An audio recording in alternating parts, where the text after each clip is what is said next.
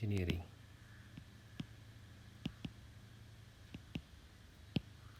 We know genes can be engineered, and these genes actually produce proteins. So if you make changes in genes, ultimately the protein gets changed. But why? You study proteins separately. You know, proteins are made up of amino acids, and there are 20 different amino acids are there. So there is a big combination and permutation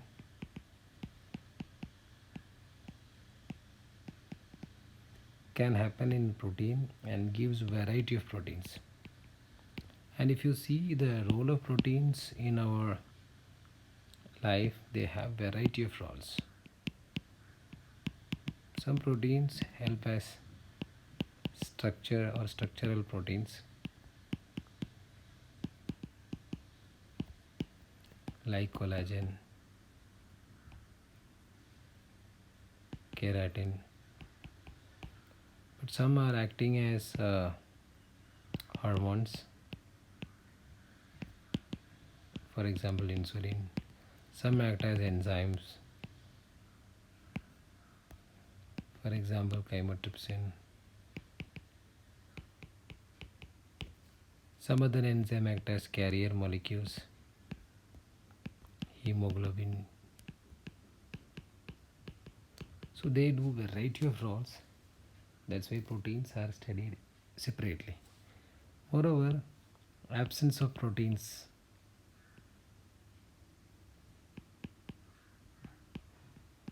may lead to some diseases like SCID, severe combined immunodeficiency, caused by an absence of a gene ADA, that is adenosine deaminase. It's a protein. Now, some substitution or deletion of amino acids in a protein can also lead to disease. For example, you know hemoglobin. There are two diseases related to hemoglobin: beta thalassemia and sickle cell anemia.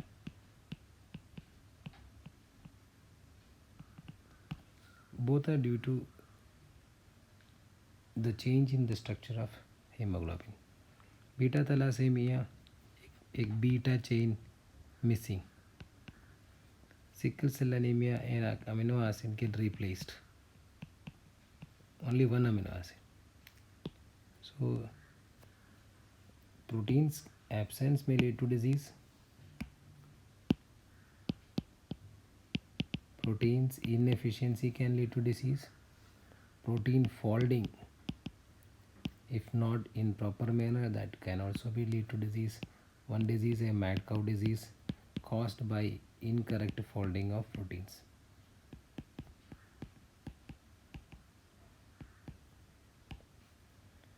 And these incorrectly folded proteins are known as rogue proteins. They are also known as prions.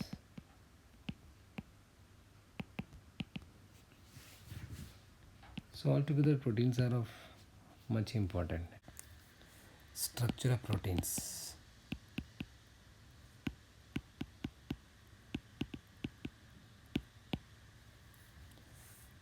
There are 4 levels of structure of proteins.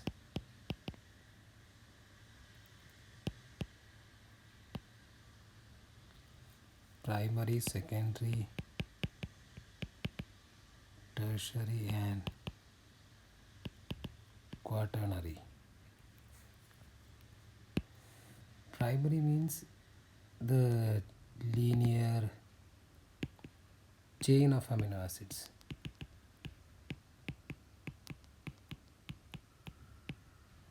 N-terminal, C-terminal. Secondary is this primary, they fold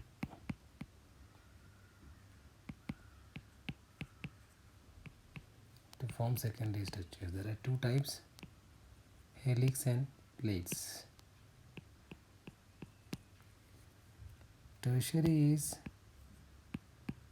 secondary again form tertiary. Quaternary is two or more tertiary combine to form quaternary structures.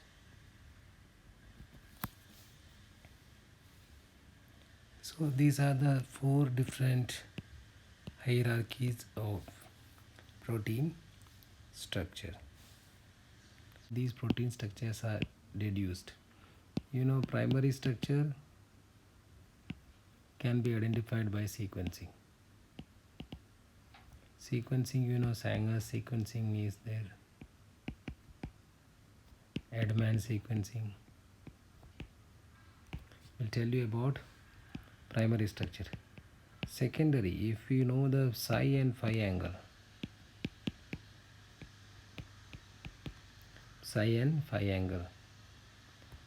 we can easily select or easily identify the secondary structure. Ramachandran plot will help us to know. Tertiary and quaternary.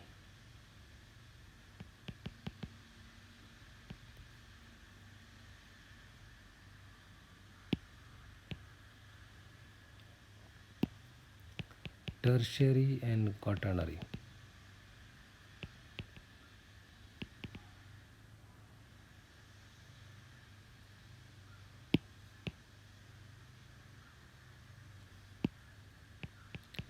Tertiary and quaternary structure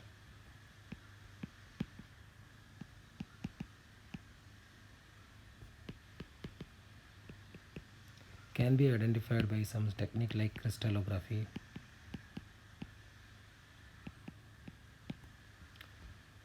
NMR, nuclear magnetic resonance spectroscopy, etc. The bonds or interactions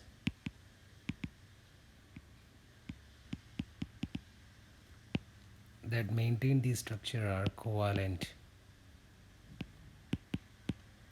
bonds, peptide bond, which connect two amino acids together. This bond is chemically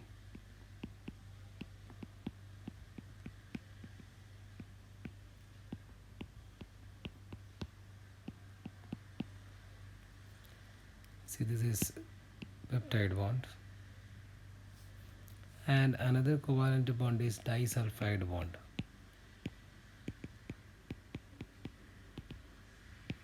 It is normally seen between two tertiary structures.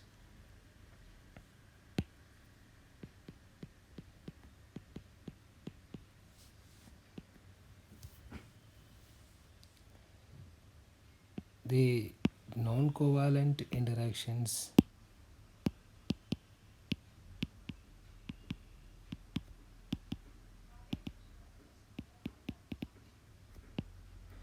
are ionic bond, hydrogen bond,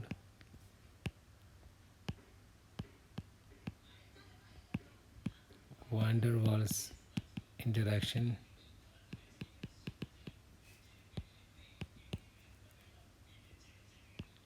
hydrophobic interaction.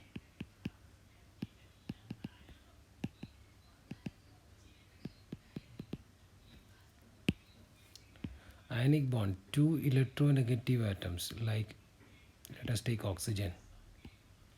Two oxygen shares one hydrogen.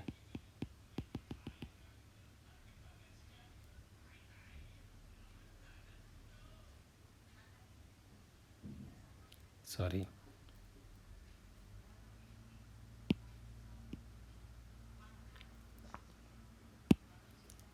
Two differently charged molecules, one positively charged species and another negatively charged. they attract each other. For example, sodium and chloride. Sodium positively charged and chloride negatively charged. They forms an interaction. This is known as ionic interaction, also known as salt bridge. Proteins have different amino acids. Some amino acids are positively charged and some are negatively charged, so they can have a salt bridge. Hydrogen bond is sharing of hydrogen.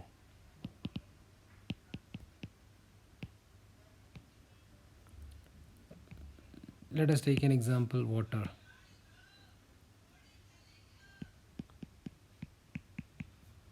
Another water molecule.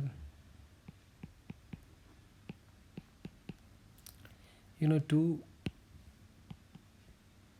oxygens are negatively charged and hydrogen is slightly positively charged, so they have a what do you call interaction between these two oxygen are sharing this hydrogen.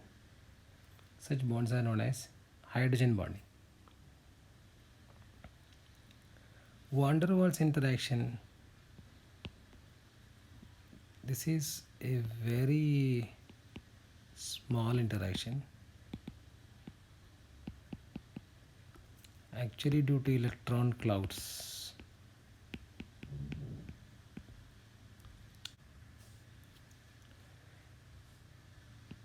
Two nucleus, if they have a very close distance, sometimes they may generate an force of attraction or repulsion due to electron clouds. Imagine all the electrons are this side in the atom A and the other in the B. All the electrons are now here in this, so they may have an attraction. This is very strong, very weak force of interaction, van der Waals interaction. And the last one is hydrophobic interaction. This can be explained with the help of water. Water molecules, they have hydrogen bonding between them and they actually bond together with the help of hydrogen bonding. If we add some oil molecules in this water will push these oil molecules to one side, to any of the corners.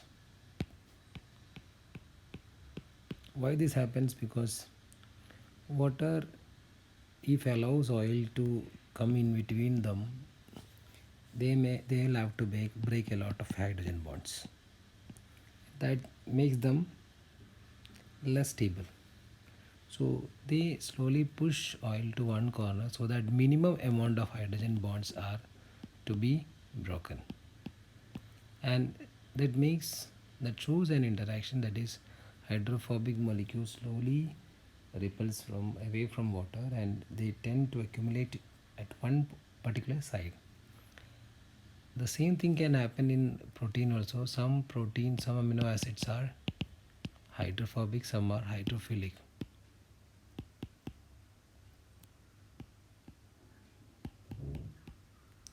So when such hydrophobic amino acids come together, suppose these are hydrophilic, they will have a tendency to be together, and if some hydrophobic comes together, they will have the tendency to be together. All these interactions actually helps to maintain three-dimensional structure of a proteins.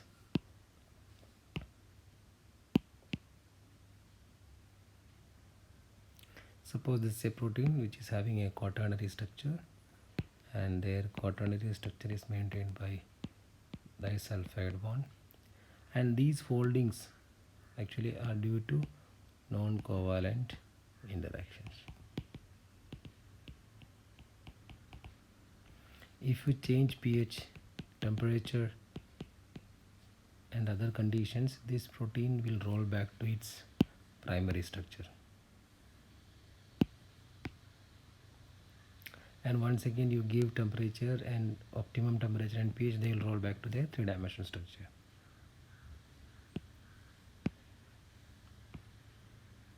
That's all about today's class. Thank you.